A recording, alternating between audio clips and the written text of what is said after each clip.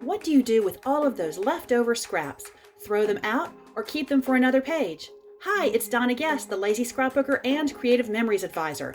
I'm going to show you an idea for using those scraps, and I've got 2 ways to create this page idea. One that takes a little time, and my favorite, one done the easy way. Grab your 12-inch trimmer, repositionable tape runner, and favorite border punch. Let's get started. Today I'm going to use the Creative Memories Endless Meadows collections, in my opinion one of the most beautiful we've had in years. There are 24 paper designs and they need to be seen, so my first page shows as many of these designs as you want while using your scraps. Start by using your trimmer to cut your scraps into strips that measure 6 inches by 1/2 inch. When using the Creative Memories 12-inch trimmer, the 1/2 inch line is right here, the first grid line to the right. Or if you're left-handed, you might find it easier to cut going this way and use this first grid line as the 1/2 inch line. I'm right-handed, so I find it much easier to go this way. You're going to need a lot of these. For each page that you do, you'll need about 21, 22 1/2 inch by 6 inch strips. Now I've finished cutting my scraps into at least 22 strips measuring 6 by 1/2 inch, and I've chosen a piece of Endless Meadows paper to go as my background. You want to choose something that's a bit of a contrast to all the scraps. So for example, if I were going to use these purple scraps, I don't want to use these purple because they're not going to show up really well. We're going to space the scraps by just about 1/16 of an inch apart, maybe less, and just show a little bit of this blue coming through. So now my next task is to attach these scraps and have an even row up here at the top and let them hang down. You can use this as the top or the side of your page, but I'm going to just start attaching up here and get everything even. I like to start with a darker color. It just seems to tie everything together for me. And I highly recommend the Repositionable tape runner because I'm going to make a mistake. I plan on it. Now, just like that. So I want to put it right to the edge of the side and the top. Okay, now I'm going to keep going. And I really don't think a lot about the pattern here. I just put a little bit of space between it and make sure that I don't have something that looks the same next to each other.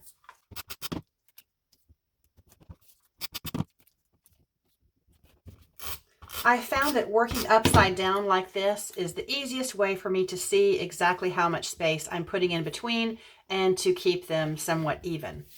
Somewhat even, not perfect. If this video is helpful to you, be sure to like it so it will get to more people, and subscribe so you'll see all future videos. Thanks.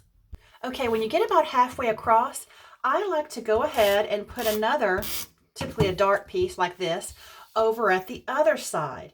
I didn't want it to get to the end and me have to cut it off and have a more narrow piece over here. I wanted them all to be the same size. So I'm going to kind of now work my way in and see how that goes.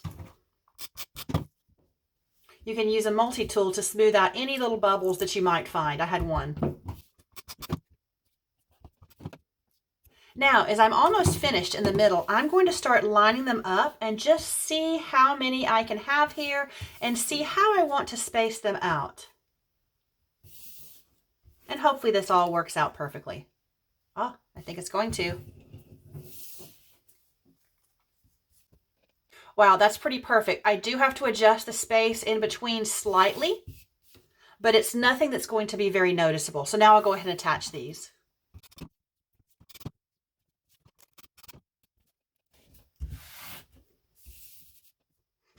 Our next step is to add a beautiful punched piece right here. I've done this with a mandala burst border punch before and it looks great. Today I'm going to try it with the border maker system and I'm going to use my favorite, the Flourish Vine border maker cartridge.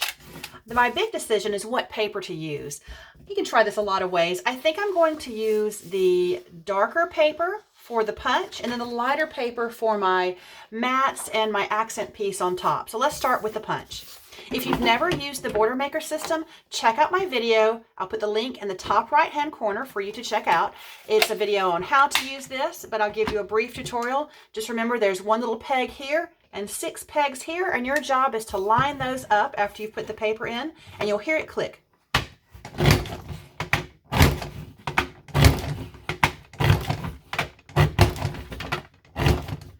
That's really a beautiful piece, and this paper is going to show up nicely on this light blue background. I'm going to wait to trim it off because I want to get my photo mats on there first to determine how much space that I have. First, I'm going to use this light green paper to cut my photo mats and also an accent piece. So first, I'm going to cut the photo mats so that they all fit. They're going to be smaller. So I'm going to cut it at 4 1/4 inch by 12. Then I'm going to tear the paper on its side, and I'm going to cut these mats at 3 3/4, so I'll have a little bit left over. Hey, and I'm not going to throw this scrap away. I'm going to use it for the next page. So now I've got my 3 photo mats. I'm going to go ahead and attach them to my page.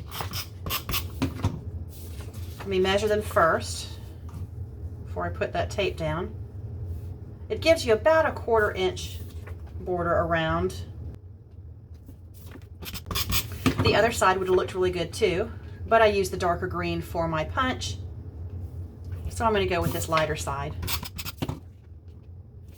Okay, now we can see how much room we'll have for this. That's going to look great. So I'm going to cut it, kind of eyeballed it there, and looks to be about, if you're using this one, maybe 1.5 inches, maybe a little bit more. Okay, we were really careful to make it even up here, so it may be uneven down here just depending on how I cut it, if I was inconsistent or not, which is likely. So I'm going to clean that up by putting this here, and you center this piece where you want it so it looks really good over your mats.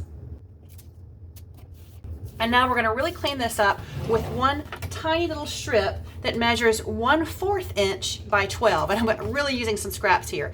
And I'm going to go to 1/4 inch. So if you're looking here on your trimmer, 1/4 is right to the right of that gray mat there, your cutting mat. I went really slowly there because the paper was so thin there, so narrow, I didn't want to scooch it over. Okay, so that's a nice little piece to tie it together there. This piece is so narrow, it's a great job for the mini tape runner. That's the red cartridge. It's like a regular tape runner, but it comes off really tiny and narrow. So it's perfect for these narrow pieces. And I'm just going to clean up that edge by placing this right there. Now I'm going to use my leftover and put one more photo mat. This is measuring at 4 inches, I think. Yep. So we're going to make it about 6 1/4. Now's the fun part where we get to embellish. And the Endless Meadows embellishment pack comes with all these great little journaling boxes too. So I'm going to choose one and put that here so that I'll have some journaling here on the page. It's always best to put embellishments in little clusters of maybe 3. I'm not naturally good at that. To me, it's like arranging flowers, and I am not great at that. But Creative Memories makes it pretty easy with the adorable embellishments that we do have. So I still have room to put a photo right there. I've got my journaling there, and I've got 3 photos right there. Let's put one more right here so that we have 3 different embellishments.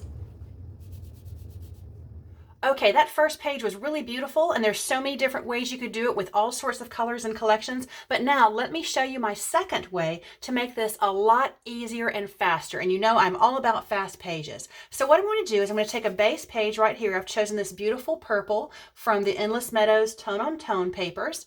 And then I'm going to take these various scraps. I'm not going to worry about trimming them to a specific length, but I am going to keep it right here at about 2 1/4 inches to keep a small border. So let's measure this. Hey, I'm just going to use my trimmer for a ruler here. You can do that. So I'm going to put it about 2 1/4, and that's where I'm going to stick this first piece that I've already put tape runner on. There we go. So I don't need any trimmer for the moment unless I need to cut some pieces down off. Some of these are a little big, but I'm going to just start attaching different pieces like this. And notice they're just hanging off. I can snip them with scissors so I can use them again later. But I'm not going to worry about the width so much. Let's just create something pretty cool.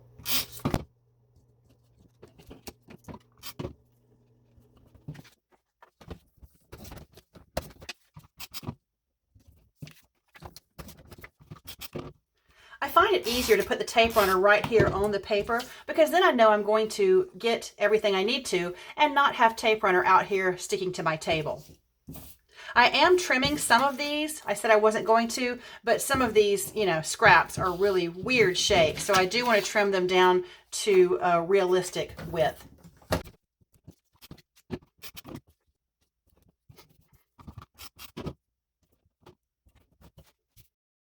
Okay, so we've got a big mess here, but cleaning it up is the fun part. Instead of trimming each scrap individually to fit, I just trim them all at the end like this.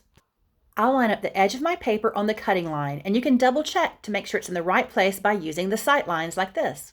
Hey, and if you need more tips on your trimmer, check out my video in the top right corner, my top 20 favorite things about the 12-inch trimmer, and you can learn something new, I hope, about your trimmer. Wonderful, that's really satisfying. Okay, so I'm gonna, those are all headed for the trash, I think. So now I have this nice clean page, but I'm going to clean it up a little bit more. I could cut a strip, or I could use something for the collection. Let's grab something cool. Endless Meadows comes with border stickers, so let's see which one we want to use. I'm planning on using this at my left edge and maybe doing a matching one for the right. So I could use something that goes vertical like this. I wouldn't use these. Or I wouldn't use these birds. Ooh, how about these purple flowers? That looks just perfect.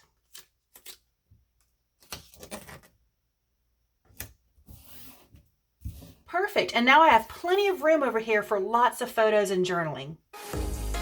So which version do you prefer? Let me know in the comments, and I'd love to hear what papers you use. Thanks for watching, and have fun putting those scraps to use. And I did tell you I was planning on making mistakes while doing this, so here's the proof. But at least I got some new scraps out of it. So now we have 3 perfect mats. That was wrong. That was wrong, wrong, wrong.